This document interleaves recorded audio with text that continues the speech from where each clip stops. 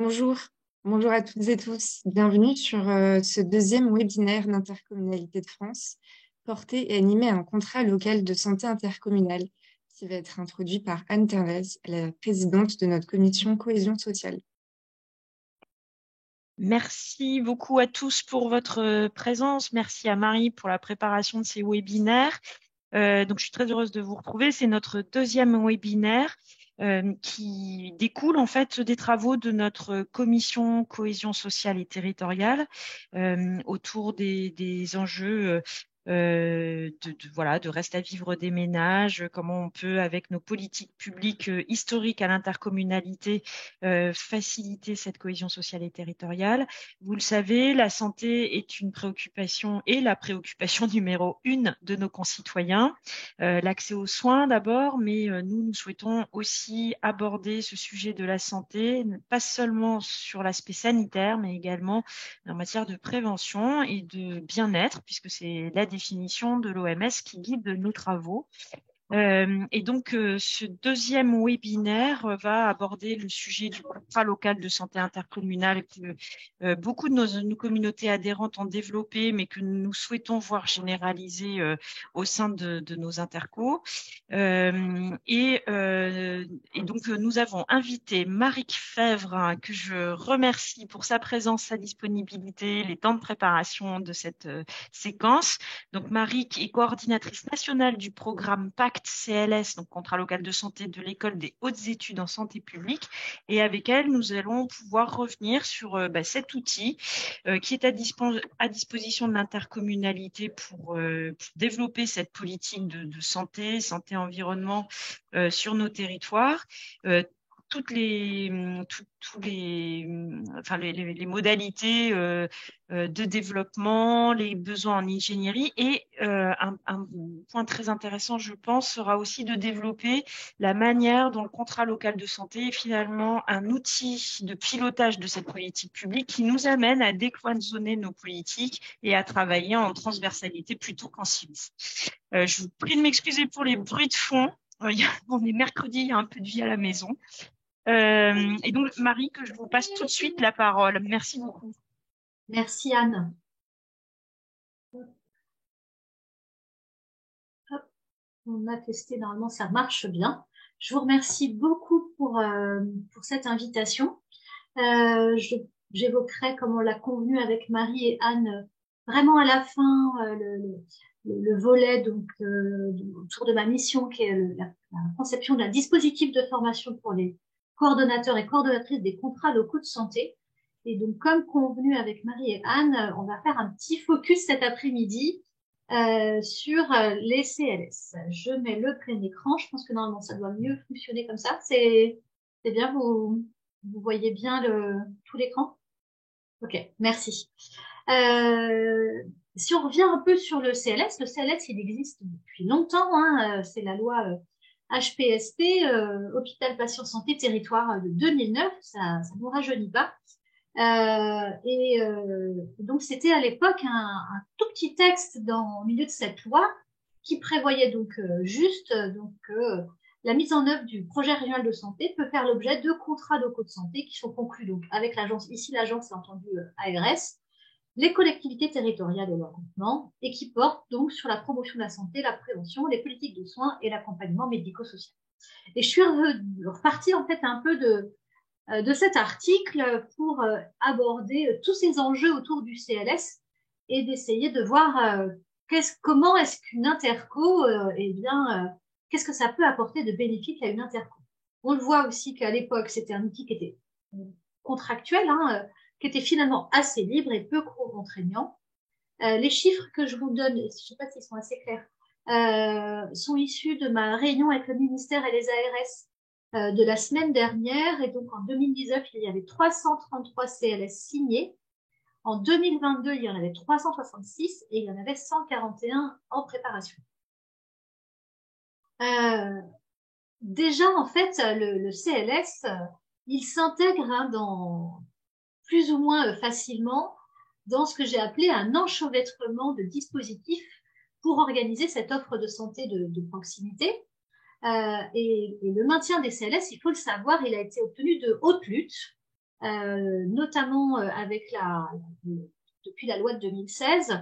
Et la loi de 2022 vient conforter cette place, mais on a cru que le CLS disparaîtrait, puisque depuis 2016, eh bien, plein d'autres dispositifs étaient apparus, notamment la CPTS. C'est le webinaire de la semaine dernière, j'y ai assisté d'ailleurs, c'était très intéressant. Et c'est vrai que l'arrivée du CPTS a pu prendre de la place sur les CLS, mais de toute façon, ça prend de la place dans cet ensemble de dispositifs. Et donc, il y a l'équipe de soins primaires, la CPTS dont on a parlé, le contrat territorial de santé, le pacte territoire santé, le groupement hospitalier de territoire, le contrat territorial de santé mentale, le projet territorial de santé mentale, les plateformes territoriales d'appui, le conseil territorial de santé, le diagnostic territorial partagé. On le voit là, rien que sur ce volet-là. Et là, il faudrait rajouter donc une ligne pour dire, et en plus, il y a un CS. Et c'est au milieu de tout ça qui peut être plus ou moins difficile de trouver sa place Marie, et de savoir. Oui. pardon, Marie, excusez-moi de vous interrompre. Nous, on est sur la première slide toujours. Alors, attendez, ça veut dire qu'il faut que je change, pardon. Ça veut dire que il faut que ça c'est bon comme ça. Pardon. Et il faut que je fasse partager l'écran. Et normalement, comme ça marche. Là, Oui, ça fonctionne ou pas? Oui. Oui. Ok. J'avais partagé la fenêtre et pas l'écran.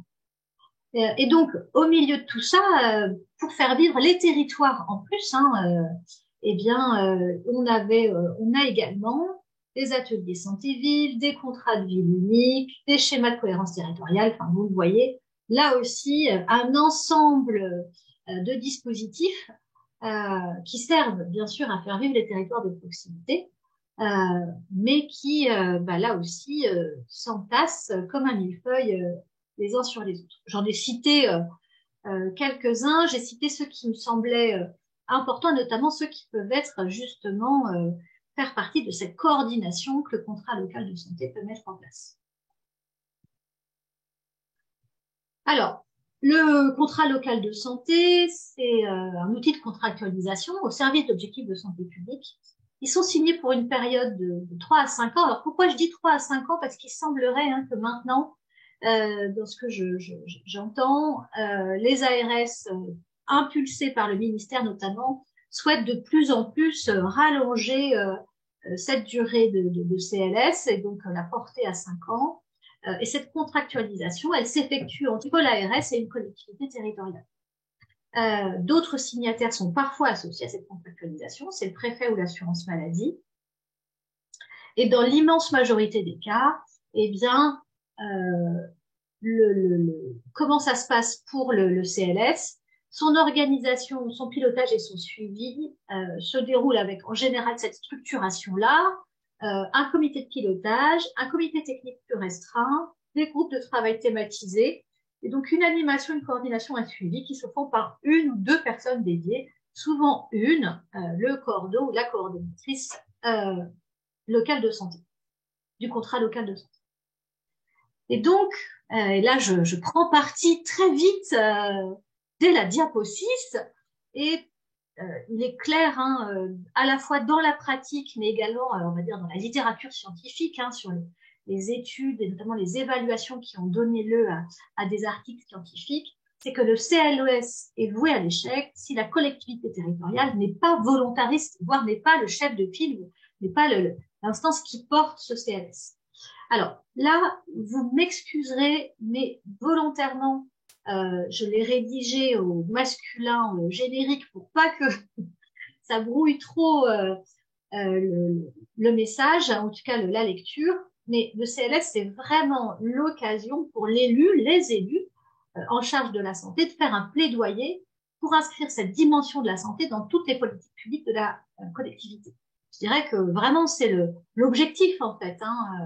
Et comme vous le disiez, Anne, très justement tout à l'heure, la santé est la préoccupation très, très importante, majoritaire dans la population, et donc ça se joue à ce niveau-là. L'initialisation et le pilotage donc cette question elle peut se poser lorsque c'est l'ARS qui incite à la mise en place, mais d'où vraiment l'importance de mettre en place un dialogue permanent entre la collectivité et l'ARS à ce sujet. Les ARS, clairement, je pense que je vous apprends rien, la consigne hein, de développer le nombre de CLS, de déployer le nombre de CLS, ça ne peut pas se faire si les collectivités territoriales n'en sont pas convaincues, notamment. Et encore plus depuis la crise sanitaire, où on a vu à quel point les contrats locaux de santé avaient pu permettre, et souvent en bonne intelligence avec les CPTS, de mettre en place tous les moyens autour de la lutte contre l'épidémie. Je pense aux centres de vaccination, aux centres de dépistage et autres. Je passe rapidement là-dessus. Mais on le voit aussi depuis, c'est un outil très clair qui est fléché notamment par la loi du 5 janvier 2022 pour lutter contre la désertification médicale et tous les problèmes d'accès aux soins qui peuvent se poser sur des territoires en difficulté sur ces questions. Alors le CLS, ça peut aussi être l'occasion, hein, vous disiez Anne, que la population porte un intérêt très fort aux questions de santé, eh bien ça peut aussi être l'occasion de mettre en place, ou en tout cas de poser cette place, de poser la question de cette place des citoyens et d'une démocratie participative. Alors je suis assez déçue qu'il n'y ait pas d'interco qui ait mis des CLS en place qui puissent venir témoigner aujourd'hui, mais voilà, je sais qu'il y a des exemples forts de cette démocratie participative, de cette place des citoyens aussi dans les CLS, et ça contribue très nettement, et ça c'est très renseigné en matière de santé publique, sur le fait que plus la population est associée à la mise en place des plans d'action concernant sa santé, et plus ça lui permet de s'approprier la politique de santé qu'on souhaite mettre en place. Ce qu'il faut savoir quand même aujourd'hui, c'est que globalement, le pilotage et l'animation sont pas faciles, hein, sont pas toujours assurés pour les CLS, car les postes de coordo sont souvent assez fragiles et ils sont souvent à durée déterminée, notamment, c'est le revers de la médaille de cette contractualisation à 3 ou 5 ans. Donc voilà, je voulais faire un petit point là-dessus. Alors Anne, vous avez cité une définition de la santé de l'OMS. Je vais lui ajouter un petit complément en définition de la santé, c'est de rajouter en fait que la santé, et je pense que vous serez normalement tous d'accord avec moi, est une ressource de la vie quotidienne. C'est pas le but, hein, mais c'est une ressource de la vie quotidienne. C'est ce qui permet aux personnes et aux groupes d'identifier et de réaliser leurs aspirations, de satisfaire leurs besoins, d'évoluer avec son environnement. On voit bien que c'est un concept qui est assez positif, hein, qui met en valeur les ressources personnelles et sociales et les capacités, au-delà des capacités physiques. Et donc, quand on dit que le CLS, il est là aussi pour mettre en place une politique de promotion de la santé, hein, parce que cette définition complémentaire de la santé, c'est une définition de promotion de la santé, eh bien, c'est aussi cette définition que le CLS va chercher à incarner. Et donc, le CLS, mon sens, hein, tel que c'est prévu aujourd'hui dans les textes, il incarne finalement que on ne relève pas seulement du secteur de la santé ou du soin et qu'on dépasse les modes de vie sains pour vraiment viser le bien-être. C'est tout l'enjeu aussi de ce CLS. Alors, j'en profite pour faire un petit peu pour parler donc des déterminants de la santé, puisqu'ils sont aussi au cœur des enjeux en matière de contrat local de santé. Donc, comme on le voit, on a souvent tendance à penser que la santé, donc c'est beaucoup les facteurs liés au sexe, à l'âge et à la constitution, pardon, il manque un petit bout dans mon schéma, mais c'est aussi donc des facteurs liés au style de vie personnel, on sait, mais c'est aussi tous les facteurs liés aux réseaux sociaux et communautaires. Et puis, vous le voyez, hein, sur la bande verte de ces déterminants de santé, eh bien, c'est tous ces enjeux aussi en matière d'éducation, de milieu du travail, de conditions de travail, etc. C'est un schéma qui date des années 90. Aujourd'hui, on adjoint à ces déterminants un autre déterminant qui a été identifié il y a quelques années très fort, qui est le déterminant de santé qu'on appelle commercial, qui est en fait la place des lobbies, notamment en agroalimentaire, tabac et autres, qui ont beaucoup de moyens et qui souvent viennent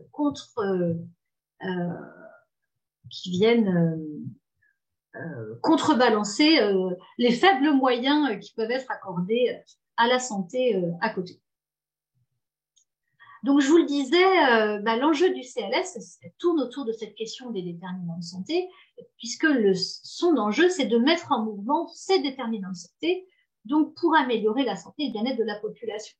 Et donc, pour ça, il est nécessaire, en fait, qu'il y ait un collectif, quelque part, qui œuvre pour cette vision transversale, qui comprenne autant l'urbanisme, le sport, l'éducation, le social. Et c'est un enjeu majeur, mais qui est pas toujours facile à mettre en œuvre, comme on peut le voir.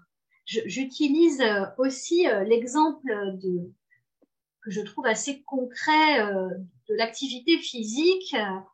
Une collectivité territoriale qui ferait un diagnostic territorial de santé qui mettrait en évidence une prévalence des maladies cardiovasculaires pour sa population, qui déciderait pour lutter contre ces maladies cardiovasculaires de se doter d'un équipement sportif. Eh bien, si cet équipement sportif, elle ne le réfléchit pas avec toutes les autres politiques publiques, tous les autres acteurs sectoriels, eh bien, il est possible qu'elle manque son objectif, parce que si vous ne vérifiez pas que cet équipement sportif, il y a un réseau de transport pour pouvoir y accéder, la rue est bien éclairée, etc., que c'est bien identifié, qu'il y a bien de la communication, que ça s'adresse au public que vous voulez viser. Si vous faites un équipement sportif qui ne s'adresse qu'à du public, par exemple, en compétition, il est possible que vous n'arriviez pas à lutter contre les maladies cardiovasculaires, puisque ça s'adressera à une catégorie de population qui sera, elle, déjà en bonne condition d'activité physique. Voilà, je donne cet exemple assez rapide pour montrer à quel point, sur ces questions de santé, eh bien, il est nécessaire de mettre tout le monde autour de la table pour pouvoir y réfléchir. Mais l'enjeu du CLS, et en 2023, c'est, je pense, encore plus fort, c'est aussi aller vers la transition socio-écologique. C'est toutes les questions liées à la santé et à l'environnement qui sont plus que jamais essentielles. Et puis aussi, après une période post-Covid, eh bien, c'est aussi, alors je dis ciblé, mais c'est en tout cas se préoccuper de la santé mentale de la population également. Moi, je crois et je suis vraiment convaincue que l'enjeu du CLS, c'est de contribuer à éclaircir ce millefeuille territorial, parce qu'on a d'un côté donc l'organisation de l'offre de soins, si on schématise un petit peu, et de l'autre l'organisation de l'offre en promotion de la santé et en prévention. Eh bien, pour en faire donc une offre globale de santé organisée, cohérente et lisible par tous sur un même territoire, eh bien, je pense que c'est une des missions essentielles du contrat local de santé. Notamment parce que le CLS va poser toute la question d'une culture très différente entre ces acteurs du soin et de la promotion de la santé, qu'ils ont un besoin d'acculturation réciproque, et qui mieux que le CLS, organe, instance, lieu de partage, peut le permettre, puisqu'on le voit, les autres sont plutôt sectorisés.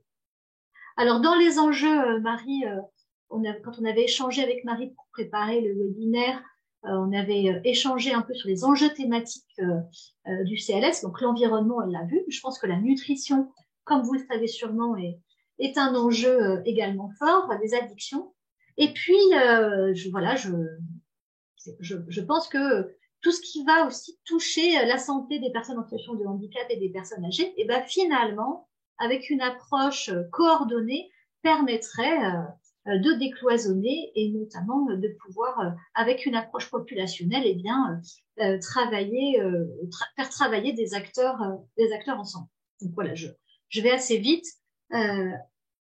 Marie, je vous laisse être la reine du timing, si je dépasse trop. Parce que Anne le disait, le CLS, en fait, c'est gérer la transversalité. Et plutôt que de le voir comme une complexité, ça peut apparaître comme une complexité quand on commence avec tous ces dispositifs, finalement c'est un atout parce que ça permet d'être une réponse à des situations très diverses, d'être une réponse justement, ce que je vous disais, à la sectorisation des politiques publiques, à la diversité des déterminants et du coup aux enjeux spécifiques de chaque territoire. Alors oui, elle est complexe parce qu'elle demande de faire collaborer des métiers différents, elle nécessite les décloisonnements, et elle permet, ou elle doit permettre de faire évoluer les représentations, ce que je vous disais à l'instant. Mais je reste convaincue que c'est un atout. Et c'est pour ça que le poste de coordinateur, coordonnatrice d'un contrat local de santé, c'est une dimension essentielle parce que c'est ce qui permet de créer la confiance et la cohérence entre tous ces acteurs qui ne se connaissent pas toujours. Et finalement, l'animateur, le coordonnateur, c'est un traducteur qui va promouvoir un langage commun, acculturer, entraîner et mobiliser. Il est préconisé qu'il soit présent dès la phase de diagnostic parce que c'est ce qui va permettre qu'il soit partagé par tous. Et il favorise donc la co-construction, la convivialité et l'innovation. Alors, si j'avais dû parler de l'innovation et à quel point les territoires et notamment les intercos sont des lieux d'innovation sur les questions de santé, j'aurais besoin d'une demi-heure supplémentaire, mais l'important c'est que vous puissiez me poser toutes les questions qui vous intéressent également et animer, coordonner, c'est un vrai métier. Alors, je passe rapidement là-dessus. Donc, ce que je fais, effectivement, c'est que je coordonne la conception d'un dispositif de formation des coordonnateurs des contrats locaux de santé, coordonnateurs et coordonnatrices. Ce qui est, je pense, important, ce qui est nécessaire que je vous dise, c'est que c'est une formation qui est organisée par les partenaires régionaux, l'ARS, c'est l'ARS qui s'adresse à l'EHESP pour dire je souhaite développer une formation des coordos sur mon territoire, avec en général son acteur de référence régional qui est l'IREPS. Et donc, elle s'est intégrée donc à cette stratégie de déploiement et de structuration des CLS. Et pourquoi je vous en parle en fait aujourd'hui? Parce que cette formation telle que je la conçois, telle qu'elle est prévue d'être conçue, elle est au démarrage, c'est qu'elle va permettre déjà une communauté de pratique entre coordonnateurs de CLS, pour que déjà eux-mêmes puissent partager leur expérience et s'enrichir les uns les autres de leur expérience. Mais c'est aussi parce que donc j'ai des collègues qui font cette formation pour les CPTS, pour les soins primaires, pour les DAC, de cette formation unique, et qu'on a prévu au sein de cette formation de les mettre ensemble aussi. C'est-à-dire que en plus des lieux sur le territoire où ils vont être amenés à travailler ensemble, eh bien, à l'occasion de cette formation, ils vont aussi avoir des modules communs, de travaux réflexifs, et notamment sur comment améliorer la santé de la population. C'est-à-dire que là où ils sont plutôt à régler des questions opérationnelles dans leur vie de tous les jours, eh bien, cette formation, elle va permettre, alors, on va dépasser les cadres régionaux, souvent on va être plutôt sur un cadre national, mais en tout cas, de pouvoir s'enrichir. Aujourd'hui, elle est en trois modalités. Elle peut aller jusqu'à délivrer un diplôme, et donc elle est composée de e-learning et de formation en présentiel. Ça peut être seulement du e-learning pour venir en renfort, en soutien des connaissances, des compétences qui sont déjà là ou voilà. Et puis, alors, il peut toujours y avoir, bien sûr, une formation sur mesure à la demande dans ces cas-là. Et ça fait l'objet d'une signature entre le HESP et l'ARS. Et donc, voilà ce que je vous disais, et j'espère que j'ai été bien. Voilà, 1 minute, il me reste. C'est donc d'apporter donc un soutien à la capacité à faire, et donc je vous disais, partager, valoriser l'initiative régionale, exploiter les retours d'expérience de terrain, valoriser cette fonction de coordination des CLS, favoriser les prises de fonction et donc, in fine, contribuer au décloisonnement du système de santé. Je remercie François Baudet puisque pour ce support, je me suis servi, il m'a autorisé à me servir de documents de synthèse qu'il avait élaborés, qui était quelqu'un un chercheur, praticien également sur ces questions. Donc voilà. Et j'arrête le partage pour qu'on puisse peut-être... voilà. Merci beaucoup, Marie, pour cette présentation. On l'a bien entendu, hein, vous avez insisté sur la nécessité du portage politique, mais également sur l'échelon du bassin de vie, donc finalement l'échelon intercommunal, pour pouvoir agir en cohérence. Vous avez parlé du coup des déterminants de santé, qui est une approche assez anglo-saxonne, peut-être encore mal connue, mais qui est vraiment extrêmement intéressante puisque justement elle nous permet de mobiliser nos politiques publiques historiques ou de droit commun. Vous l'avez dit, hein, l'urbanisme, les mobilités, voilà, donc le sport santé, etc. C'est vraiment très intéressant. Donc, du coup, le corollaire, bien sûr, c'est la transversalité. Puis, vous nous avez parlé du cordeau pierre angulaire de cette animation en binôme avec le président ou le vice-président ou vice-présidente en charge de cette thématique-là. On a quelques expériences, je crois, parmi nos participants. Je me dis que peut-être la communauté de communes de la Rochefoucauld, Porte du Périgord, pourrait nous apporter là en quelques minutes. Hein, on peut peut-être se dire en 4-5 minutes votre expérience. Et puis ensuite, on amorce les échanges. Voilà, donc je vois Thomas Paris qui est donc le coordonnateur, si je me souviens bien. Et je crois que vous êtes accompagné aussi peut-être de Josiane, Oui, tout à fait. qui est vice-présidente. Est-ce que vous m'entendez? Un peu loin, mais on vous entend. Ah, alors je cherche le micro. Oui, bonjour à tous et à toutes. Je suis avec donc, la vice-présidente de la communauté commune, chargée de l'action sociale et de la santé, Josiane Alexis. Nous, on est juste au début de la démarche. On a lancé les travaux d'élaboration du CLS depuis septembre, en partenariat avec l'Observatoire régional de la santé qui est chargé de mettre en œuvre un diagnostic. Ça va pour le son? Je vous vois faire l'interface un peu. Alors, oui, j'avoue, j'ai un visage expressif, Thomas. Moi, je vous entends avec un son un peu étouffé, un peu lointain. mais c'est bizarre, hein, parce que ça marche. Je sais pas. Ah, là, c'est mieux. Et comme ça? Oui, là, c'est Oui, mieux. comme ça, ne bougez plus. Ah, ok. Donc, au début de la démarche, on est en train de finaliser le diagnostic. Donc, c'est surtout l'Observatoire régional de la santé, missionné par l'ARS pour l'élaboration de ce diagnostic.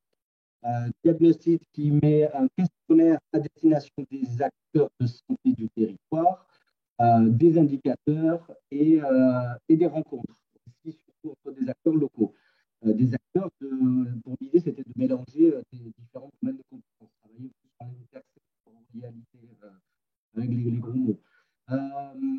On a 5 thématiques qui ont émergé pour rejoindre un peu tous les propos que vous avez dit: la santé mentale, le cadre de vie, la perte d'autonomie, ainsi que l'éducation et la promotion de la santé, et bien sûr l'accès aux soins.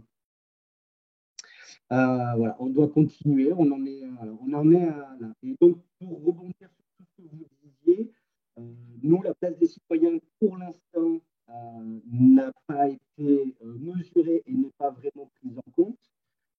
Et je rejoins sur l'importance de l'animation de réseau et surtout de créer une culture du réseau dans un collectif qui n'a de nom que le mot, mais où ce n'est pas quelque chose de naturel. Faire travailler et faire collaborer des libéraux, des fonctionnaires, des administratifs, des techniciens d'associations ensemble, ce n'est pas du tout évident.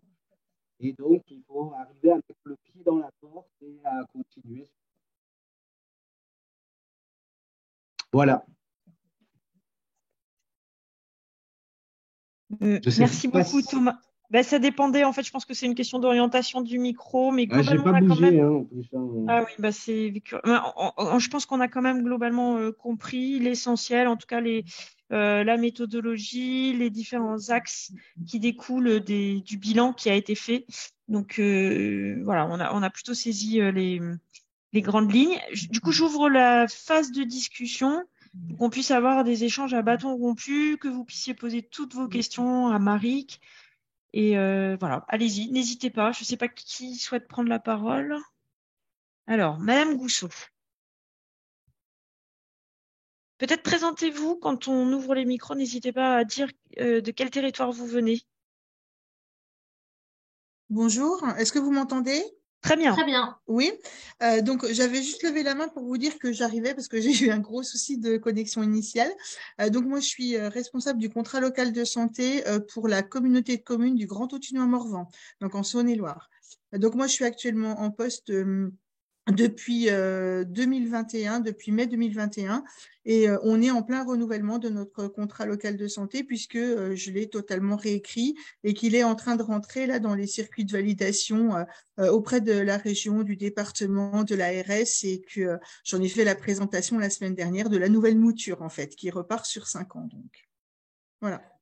Très Donc bien. moi je suis comme la personne précédente qui a expliqué comment était orienté son contrat local de santé. On a évidemment un premier pilier qui est l'accès aux soins, un deuxième pilier qui est vraiment axé sur la prévention, toute prévention, enfin avec beaucoup de travaux menés en collaboration avec l'IREPS. Et puis le troisième pilier qui est la santé mentale. On a une partie inclusive, personnes âgées, personnes en situation de handicap, et puis maintien à domicile, donc, et puis une partie santé environnementale, et bien sûr l'animation du contrat local de santé dans sa globalité, avec les actions à mener sur les territoires en local. Très bien. Merci, Madame Gousseau, pour ce témoignage.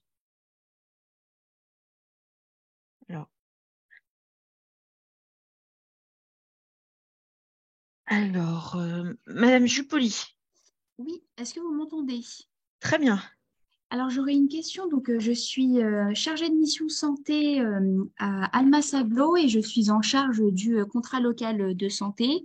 Et donc, pour le moment, donc, nous, on a passé la phase diagnostic et on est plutôt sur l'écriture, donc la rédaction du CLS des fiches actions. Et notamment, on est en réflexion par rapport à la composition du COPIL. Donc, on aimerait la modifier un petit peu. Et je me demandais, est-ce qu'il y avait des études ou en tout cas des retours d'expérience qui allaient dans le sens où, enfin, quelle composition de COPIL, qui est-ce qu'on devrait mettre autour de la table pour faciliter voilà, la bonne efficacité du contrat local de santé. Qu'est-ce que vous avez, vous, comme retour d'expérience par rapport à ça? Autrement dit, comment enfin, sur quoi se base-t-on pour avoir une gouvernance réussie C'est de ce ça, contrat local de exactement. santé? Ouais. Sachant que forcément, l'intercommunalité, il y a pas mal d'acteurs qui sont concernés. Donc, essayer de faire, bon, pas le tri entre guillemets, mais voilà, vraiment avoir le plus d'efficacité possible par rapport à la gouvernance. Alors, j'aurais du mal à vous faire une réponse complètement adaptée à votre territoire parce que je pense que ça dépend aussi justement de vos diagnostics et des priorités que vous voulez également mettre en place, ou en tout cas qui en matière de santé apparaissent comme des évidences. Si vous êtes sur un territoire, par exemple, où aujourd'hui les acteurs du soin et les acteurs de la prévention se parlent peu, vous avez peut-être intérêt à avoir un COPIL qui sera une occasion de les faire se parler, converger, établir des relations communes dans des objectifs de santé communs. Donc, je dis avec beaucoup de pincettes, enfin, je prends avec beaucoup de pincettes parce que je pense que ça dépend vraiment. Je pense que ça dépend vraiment du territoire. Je suis désolée parce que je n'ai pas bien entendu, Madame Jupoli, sur quel département vous étiez. Alors, je suis en Haute-Savoie. Haute-Savoie. Donc, sur l'agglomération d'Annemasse. Alors, je ne sais pas comment vous êtes accompagné autrement éventuellement, mais sur ces questions méthodologiques, l'IREPS peut aussi vous apporter une aide et soutien. Hein. Ils sont aussi là pour ça et notamment, ils connaîtront mieux les acteurs, enfin, ils connaîtront mieux que moi, ça c'est sûr.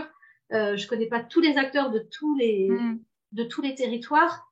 Mais ça fait partie de leur mission sur cette partie méthodologique aussi d'accompagner sur ce type de sujet, notamment sur une composition de COPIL. Donc, je dirais, moi, ça dépend du diagnostic et ça dépend de la collectivité, de ce qu'elle a aussi, enfin, de quelle était sa motivation, elle, première à mettre en place un contrat local de santé. Voilà ce que je pourrais dire aussi un petit peu. Mais mon avis, c'est aussi déjà le début de ce qu'on appelle la démarche intersectorielle, hein, c'est-à-dire les faire se parler, partager, mutualiser. D'accord. Je vous remercie. Je vous en prie. Alors, Edith.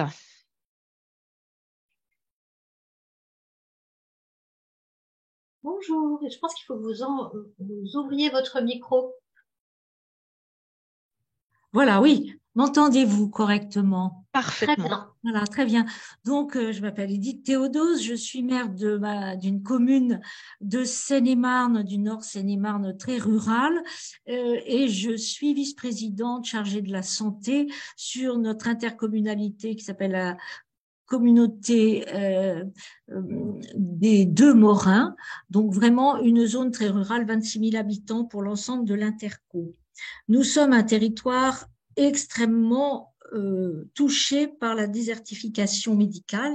Nous avons travaillé un diagnostic dans un premier temps avec l'URPS, puis où nous l'avons réaffiné et remis au goût du jour en 2022 pour constater chaque fois encore une perte de soignants sur notre territoire. Nous procédons aujourd'hui à des concertations citoyennes dans nos communes. Sur ce point, on n'a pas fini, mais globalement, je peux vous dire que aussi bien les professionnels de santé que les patients ont le sentiment, puisque nous mettons en place un CLS, que la mise en place d'un CLS n'est que un dispositif pour pallier à la désertification médicale et à l'absence d'installation de médecins généralistes en raison, semble-t-il, du manque d'attractivité de nos territoires où les médecins aujourd'hui semblent avoir des exigences extrêmement importantes, puisque j'ai eu l'occasion de participer aussi aux conférences de refondation de la santé sur mon département. Et ce qui sort effectivement, c'est pas il manque tellement de médecins, il y en a beaucoup, mais ils veulent pas venir sur nos territoires et ceci nous met en très grande difficulté, en tous les cas nos administrés, les habitants de nos communes. Donc effectivement, j'aimerais entendre s'il y a des gens qui ont une expérience un peu plus avancée, en quoi le CLS a permis d'améliorer l'accès aux soins. Il me semble que la personne qui a parlé avant moi a dit que c'était le premier de leurs objectifs dans le cadre du CLS. Et est-ce que déjà ils ont un retour sur ce point-là? Nous, là, quand même, la grande partie, enfin, une petite partie de la population, bien sûr, est soignée sur le territoire, mais pour la plupart, ils quittent le territoire ou ils renoncent aux soins. Marie, je ne sais pas si je peux, mais moi, je veux bien répondre à cette question et du coup, peut-être témoigner du contrat local de santé que j'ai sur mon territoire. Donc, pour ceux qui ne le savent pas, je suis élue du territoire Seineur, de l'agglomération Seineur, qui se situe dans l'Eure, entre Rouen et Évreux, sur l'axe Seine. Le département de l'Eure est le département qui est la lanterne rouge en matière de démographie médicale sur du territoire métropolitain. Nous sommes 99e. Je ne sais pas si vous êtes, parce qu'il y en a 101 départements. On est 99e, nous, chez nous, dans la désertification. Bah écoutez, en tout cas, aux dernières nouvelles, c'était encore le cas. On était vraiment très très loin. Enfin, on était le dernier des territoires de métropole. Oui, c'est ça. Je compte pas les territoires d'outre-mer. Oui. Et par ailleurs, on a aussi un contrat local de santé qui est ancien, puisqu'on on va entamer la 4e génération de contrat local de santé chez nous. Bien. Donc, on était un des tout premiers de France à être signé, je crois le premier de Normandie. Qu'est-ce que ça apporte un contrat local de santé? D'abord, c'est la possibilité mettre ensemble et de travailler et de connaître. C'est l'interconnaissance qui est travaillée en fait au sein d'un contrat local de santé. En fait, on partage un diagnostic avec l'ensemble des acteurs, des partenaires institutionnels, mais des acteurs locaux, y compris bien sûr les acteurs du sanitaire, donc les médecins libéraux, les paramédicaux, etc. Les établissements hospitaliers quand il y en a, l'ARS, enfin, ils sont représentants évidemment, les services de l'État déconcentrés, le département qui est pas neutre dans ses politiques non plus de santé sociale. Du coup, on partage ce diagnostic, on définit ensemble les priorités et on définit un programme d'action ensemble. Moi, ce que je constate aujourd'hui, c'est que dans le département de l'Eure, s'il y a enfin voilà, encore une fois, un département qui est très touché par la désertification. Néanmoins, sur le territoire Seine-Eure, grâce à cette dynamique du contrat local de santé, grâce au fait que les professionnels de santé étaient vraiment organisés, se sont organisés dans la dynamique, et c'est vraiment le CLS qui a permis cette dynamique des professionnels de santé. On a amélioré le lien ville-hôpital, indéniablement. Tout le monde se connaît, tous les projets sont bâtis aussi en tenant compte de leur expertise, de leur connaissance des populations, de leur capacité à mener des projets d'éducation thérapeutique, mais aussi leur éclairage pour que nous, on mène des actions pour améliorer les déterminants de santé.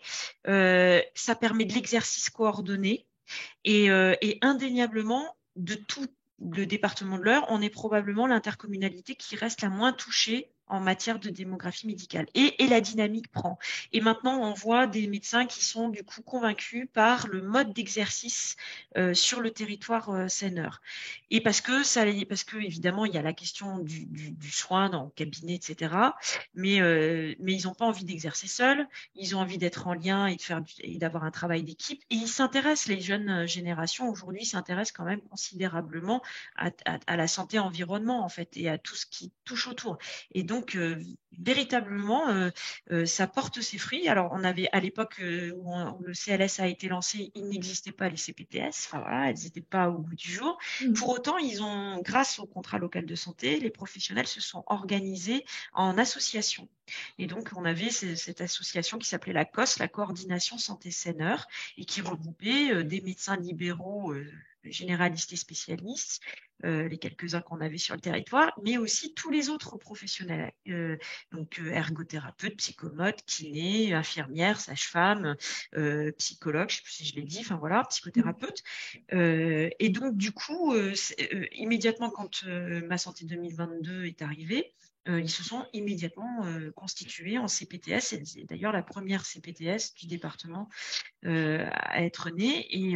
Et on voit que la dynamique aujourd'hui porte ses fruits, y compris en termes de démographie médicale. Voilà, je ne sais pas si ça répond à la question, mais ça peut paraître...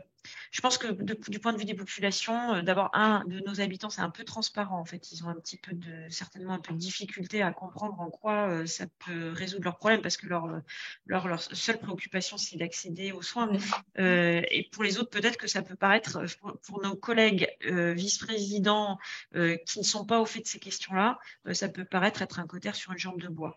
Mais vraiment, en réalité, c'est une dynamique, pour peu qu'elle soit portée politiquement et qu'on ait un bon cordeau, c'est une dynamique qui porte ses fruits. Alors, c'est sûr que dans 6 mois, il n'y aura pas 40 généralistes qui vont arriver chez vous.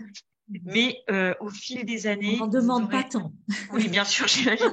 Mais au fil des années, vous verrez, et peut-être même des mois, vous verrez que ça portera ses fruits, c'est indéniable.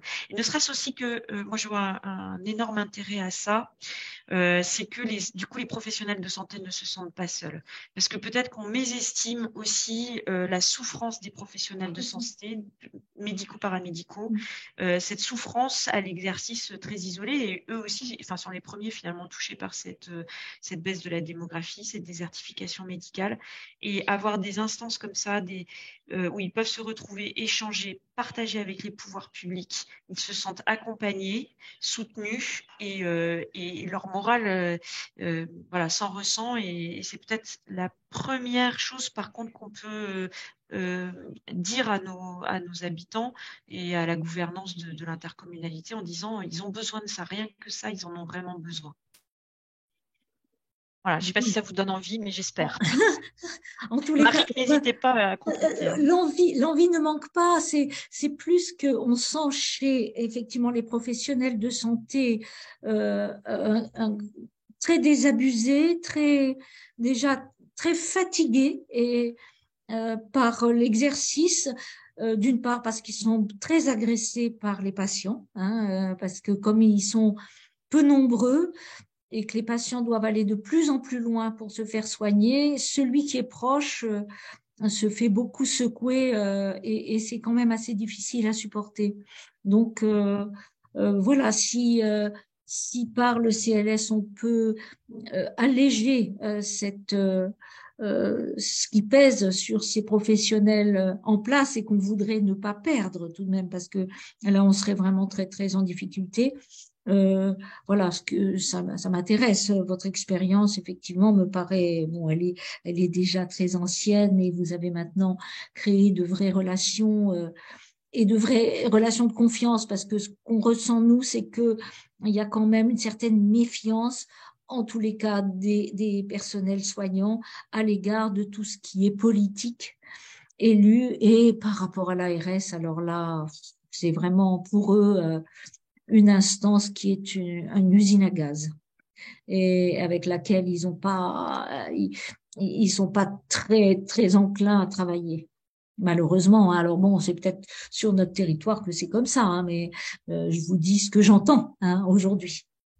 Non, mais je pense que vous avez raison. C'est quelque chose qu'on entend souvent. D'accord. Et la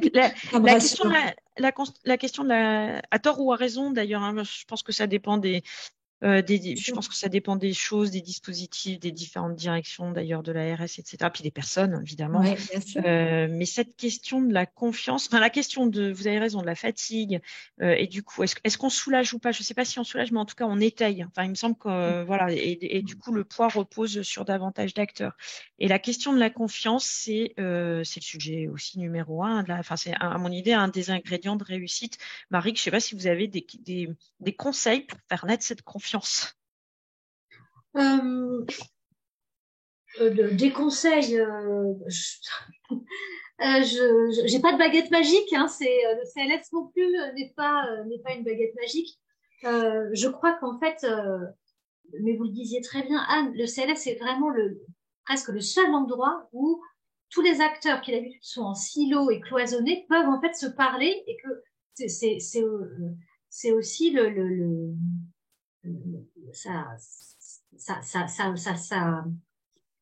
j'ai une expression qui me vient, mais c'est l'essence même du CLS en fait. On ne peut pas améliorer la santé de la population si chacun reste dans son silo. En fait, ça marchera pas. On voit bien que ça marche pas. Et ce que vous dites, Anne, est très éclairant là-dessus.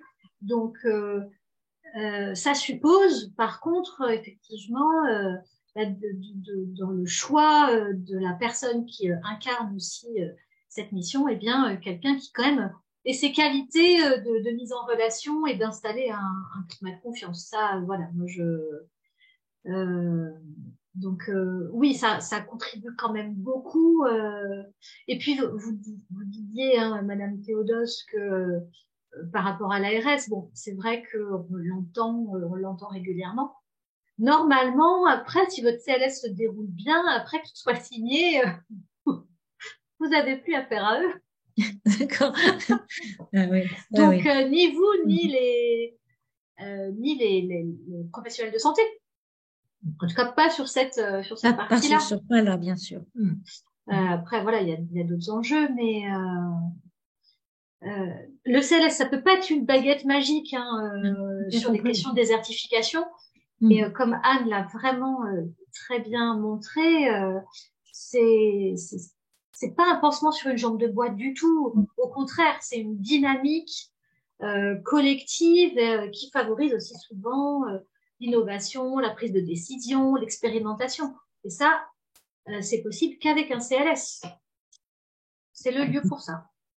Bon, écoutez, merci pour vos encouragements, parce qu'on est en plein dans comment dire, l'élaboration de ce CLS auquel en tous les cas, les élus de l'Interco croient, mais voilà, c'est qu'on a vraiment face à nous, que ce soit aussi bien la population que les professionnels de santé, une certaine, voilà, une certaine lassitude ou un certain découragement.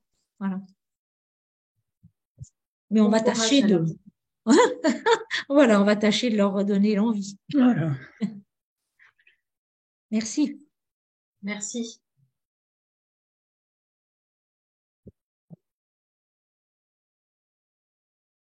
Ah, vous n'avez pas remis votre micro. Donc, on voit que vos lèvres bouger. Bon, je voulais passer du coup la parole à Marie-Josée Scanez. Oui, bonjour, vous m'entendez? Très bien. D'accord. Chouette accent. Oui. Oui, je voulais témoigner un petit peu de mon expérience. Donc, je suis maire d'une petite commune du Tarn, le 81, Albi, à côté d'Albi, une commune de 550 habitants, et je suis vice-présidente en charge des services à la population au niveau de la communauté de communes. Donc, je voulais, moi, témoigner vraiment de l'importance du coordonnateur santé, puisque sur notre territoire, en 2022, on a réussi à élaborer un contrat local de santé qui a été signé donc en janvier 2023 et qui s'est très, très bien passé grâce à la chargée de mission qui avait été recrutée pour ça, par le biais d'un VTA. Et malheureusement, donc après la signature, quelques jours après, cette personne nous a annoncé qu'elle nous quittait pour partir ailleurs. Elle a été débauchée. et donc, depuis donc, janvier, on est un petit peu en sommeil et en recherche d'un nouveau coordonnateur CLS. Et on a beaucoup de mal à recruter. Donc, elle avait réussi, cette personne, à justement mettre en lien tous les professionnels de santé, les acteurs du territoire. L'équilibre était très fragile et j'ai peur que ce temps mort de 2-3 mois nous mette en péril le CLS, vraiment, quoi. Voilà. Donc, je n'ai pas vraiment de questions, mais une inquiétude sur la pérennité et sur la continuité de ce CLS, en espérant malgré toutefois qu'il continue à marcher, puisqu'on est, au niveau politique, on est très, très positif et très volontaire sur ce sujet. Mais bon, voilà, on ne sait pas trop comment ça va se passer par la suite. Donc, par rapport à votre formation des coordonnateurs, vous n'avez pas un vivier déjà, quelques personnes? Non, vous n'avez pas... J'allais vous donner un petit tuyau, Madame Escanès. Oui. Alors, donc, à l'EHESP, donc, il y a une formation en Master 2, prévention, Oui. promotion de la santé, qui quand même fait que vous avez des personnes qui sont plutôt bien formées. Alors, elles auront toujours besoin d'un petit peu d'expérience, mais en tout cas, voilà, à l'école des études en santé publique, l'université Paris 13, je crois, a ouvert un DU également qui s'adresse directement à des personnes pour augmenter ses compétences, notamment en matière de pilotage de CLS, au cas de dispositifs d'animation territoriale de santé. En tout cas, n'hésitez pas à les poster sur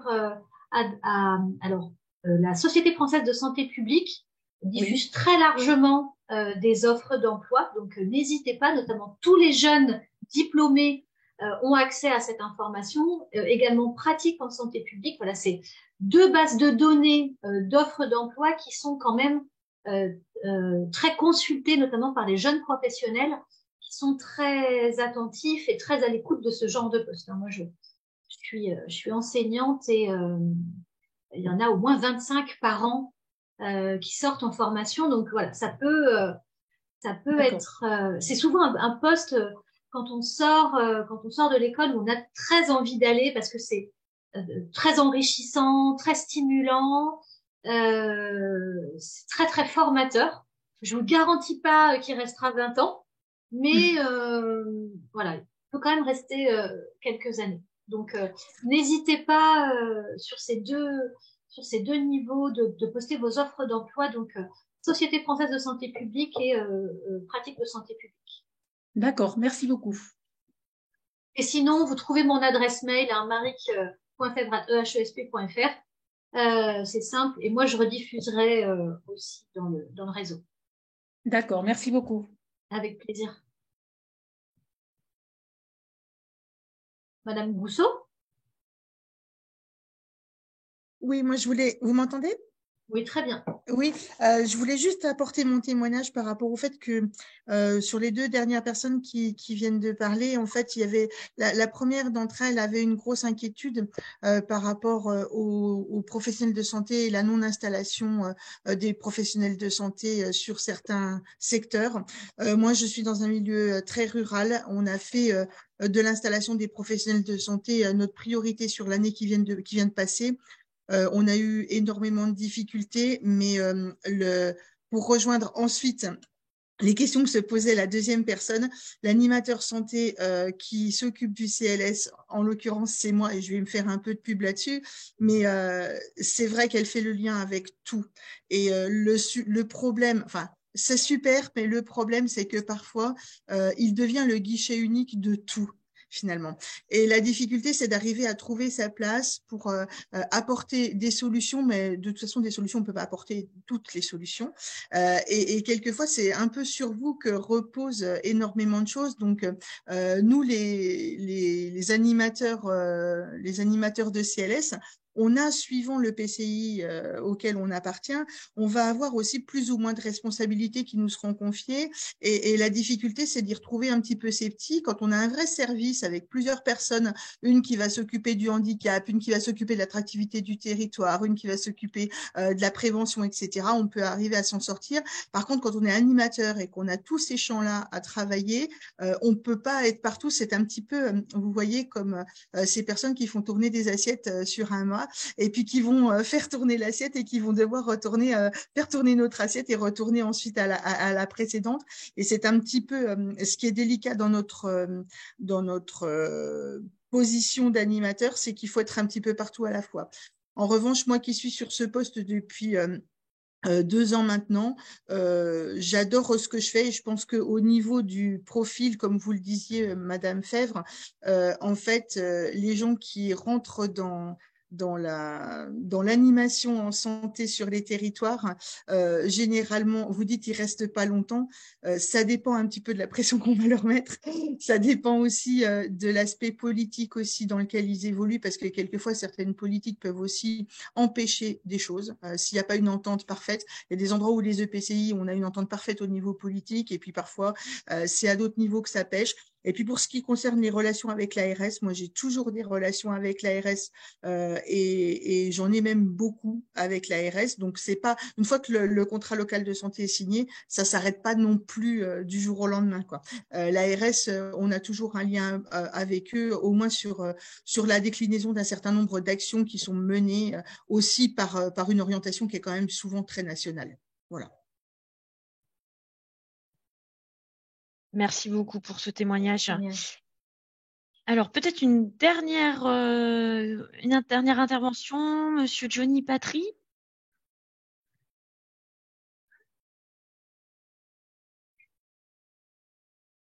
Où la main était baissée.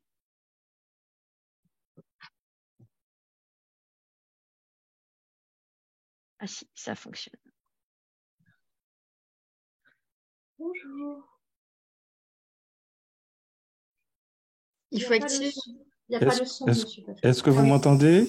Oui, là, on vous entend. Voilà, je vous remercie parce que je craignais de ne pas intervenir. En tout cas, j'ai pris les interventions depuis le début. J'ai écouté avec beaucoup d'intérêt les propos qui ont été tenus aussi bien par les expériences menées par les uns et les autres. Donc, Johnny Patry, je suis donc directeur de la cohésion sociale au sein de la communauté d'agglomération de l'espace sud Martinique qui a 119 000 habitants et 12 communes.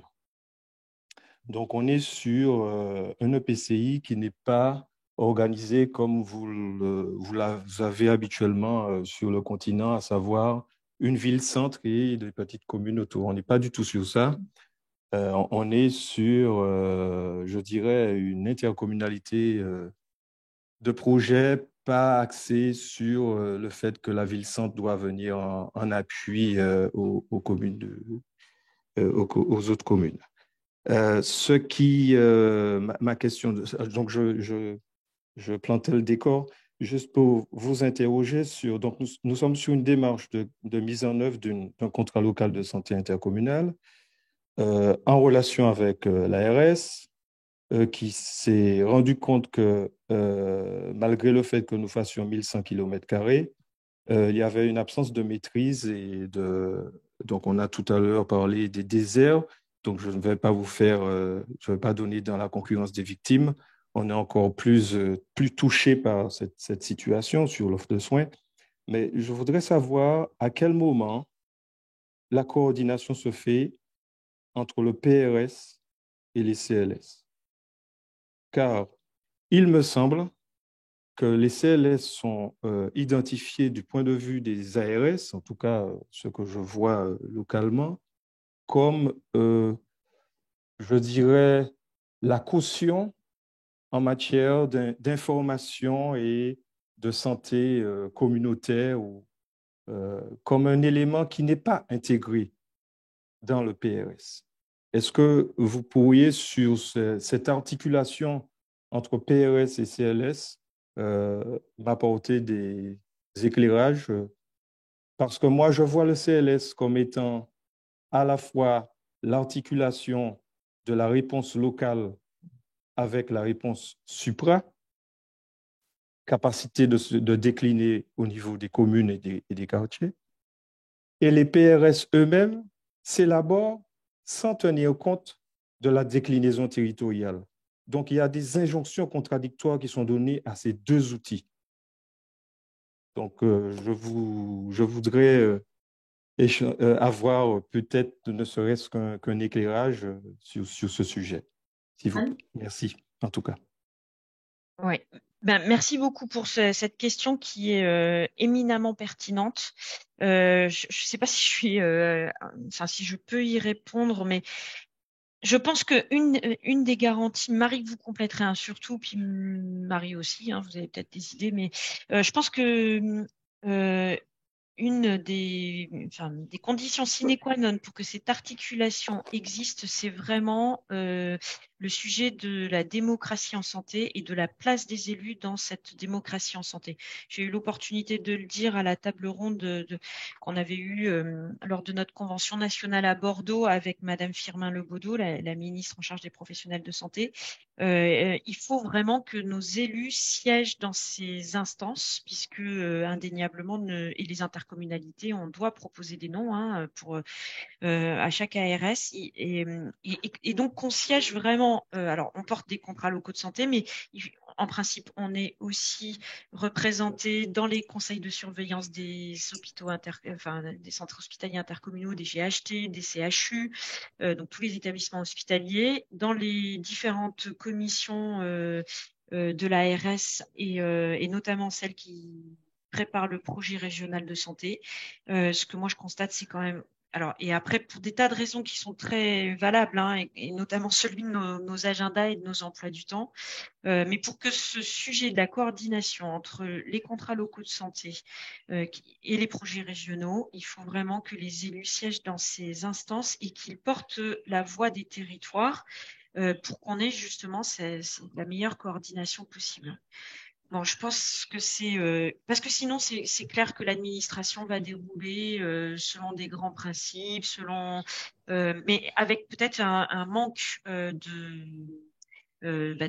volonté de territorialiser, parce que c'est très compliqué de territorialiser au fond. Donc, finalement, rester sur un échelon régional, ça permet de rester dans sa zone de confort. Si on veut tenir compte des indicateurs de santé, des projets de territoire, surtout de chaque intercommunalité, chaque bassin de vie, forcément, c'est plus difficile. Parce qu'il faut tenir à la fois le cap et en même temps arriver à avoir des projections plus affinées selon les territoires. Mais si on veut y arriver, il faut qu'on siège et il faut qu'on fasse le lobbying politique au sens noble du terme pour obtenir des résultats intéressants. Je ne sais pas, Marie, si vous voulez compléter. Je ne sais pas si c'est une réponse suffisante non plus, mais... J'aurais effectivement répondu ça, que la solution, elle est dans la démocratie en santé et que elle n'est pas assez investie aujourd'hui, cette démocratie en santé, et que elle existe. Il faut pouvoir se donner les moyens de se l'approprier, et notamment la place des élus locaux. Je suis d'accord avec vous sur ces éléments. Sinon, on arrive sur une vision technocratique de la santé.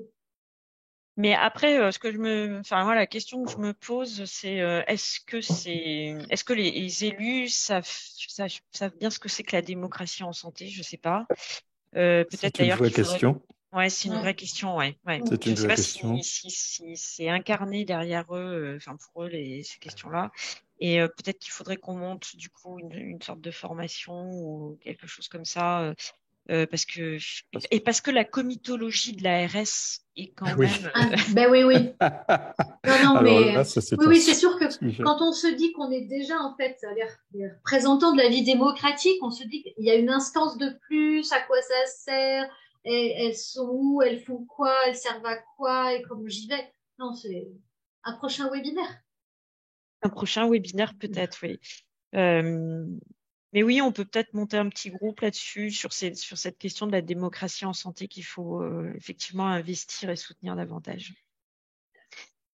Johnny, on n'a pas vraiment répondu, je crois. Enfin, un peu quand même, mais mais en vous tout cas, vous m'avez mettez le doigt apporté vraiment sur un un sujet. éclairage Ouais. sur particularité chez nous. Donc, nous avons des hôpitaux. Alors, il y a un hôpital central, donc c'est ce qui se trouve à Fort-de-France. Donc, c'est lui qui est aussi le CHU.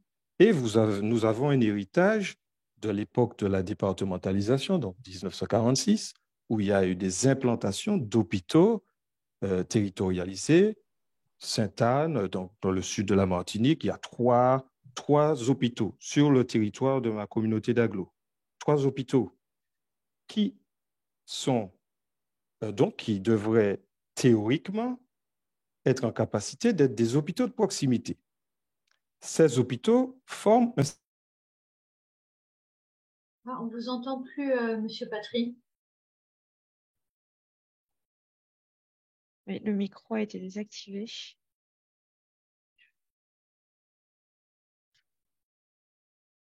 Je disais donc, ces hôpitaux sont des...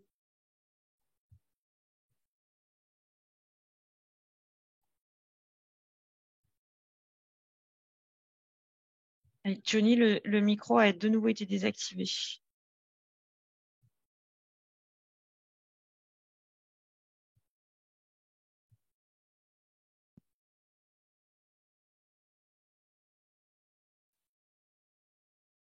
Est-ce qu'il y a un problème technique, Marie, ou... Non, du tout. Non. Laissez Monsieur Patrick qui peut réactiver lui-même son son.